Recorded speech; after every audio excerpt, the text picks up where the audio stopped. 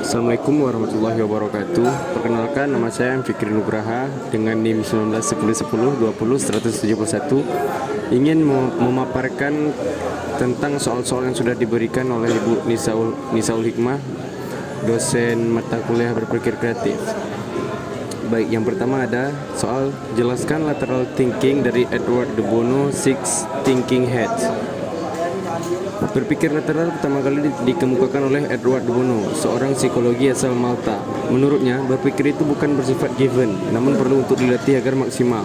Dalam buku Lateral Thinking oleh Edward de Bono, berpikir lateral adalah cara berpikir yang berusaha mencari solusi untuk masalah terselesaikan melalui metode yang tidak umum, atau sebuah cara yang biasanya akan diabaikan oleh pemikiran logis.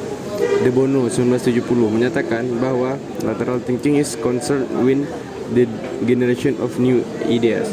There is a curious notion that new ideas have to do with technical invention.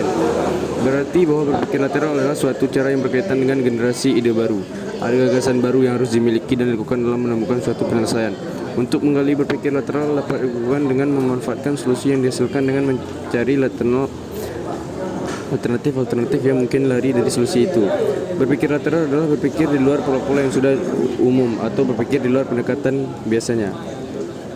Yang soal yang kedua ada jelaskan tahap dan teknik menghasilkan ide atau generating ideas, teknik Scamper dan teknik Morpholo GCAP Matrix. Dalam kehidupan sehari-hari, metode Scamper membantu kita menghasilkan ide produk dan layanan baru dengan mengajukan 7 kerangka pertanyaan yang akan membantu kita dapat berinovasi dan meningkatkan produk, layanan, masalah dan ide yang ada. Teknik Scamper dianggap sebagai salah satu metode termudah dan paling praktis. Teknik ini sangat sederhana, didasarkan pada gagasan bahwa apa yang baru sebenarnya adalah modifikasi dari hal-hal lama yang ada di sekitar kita. Scamper sangat mudah digunakan dan sangat efisien untuk memunculkan inovasi dan ide. Nama Scamper adalah singkatan dari 7 ide pokok pertanyaan, yaitu S yaitu substitute atau mengganti, C combine mengkombinasikan, A adapt mengadaptasi, M magnify memperbesar, P put the other uses meletakkan ke fungsi lain, E eliminate menghilangkan atau mengecilkan, R rearrange atau reverse mengatur ulang.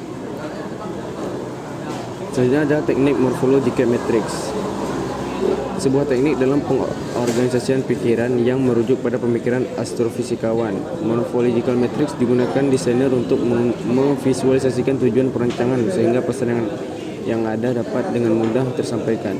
Matriks ini memiliki dua bagian utama, yaitu what dan how. What merupakan komponen-komponen informasi yang terkait dengan objek perancangan. How adalah solusi yang diketahui untuk memungkinkan terkait objek desain.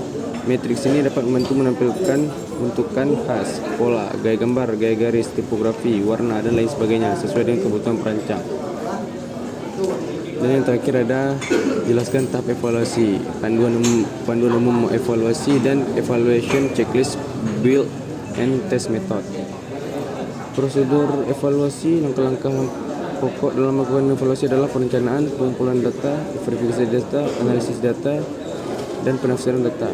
Ruang lingkup evaluasi, dalam evaluasi yang menyangkut pendidikan, maka yang dimaksud ruang lingkup evaluasi di sini adalah meliputi hasil belajar, metode yang digunakan, bahan ajar, inteligensi, bakat khusus, minat, hubungan sosial, sikap, dan kepribadian. Perencanaan dalam evaluasi, seorang pengajar atau penilai sebelum melakukan evaluasi terlebih dahulu harus paham apa yang akan dievaluasi dan untuk apa tujuannya diadakan evaluasi. Program evaluasi ini bisa dilakukan setiap saat. Evaluasi biasanya dilakukan pada saat sebelum, sedang, dan setelah proses pembelajaran dilaksanakan. Selanjutnya ada evaluation checklist build. Di sebuah perusahaan pada saat melakukan evaluasi, kinerja dapat menjadi salah satu sumber penyebab lahirnya ketegangan antara para karyawan dengan manajer mereka. Ketika evaluasi menjadi sesuatu yang serba salah, tuduhan pilih kasih, saling berargumen, hingga perasaan yang terluka adalah hasil yang kurang menyenangkan pada akhirnya. Dalam memahami bagaimana kerja karyawan dalam melaksanakan tugas dan pekerjaan mereka itu sangat diperlukan oleh manajer untuk bisa mengukur efisiensi dan produktivitas karyawannya. Dan ini ada beberapa penjelasan terhadap evaluation checklist build.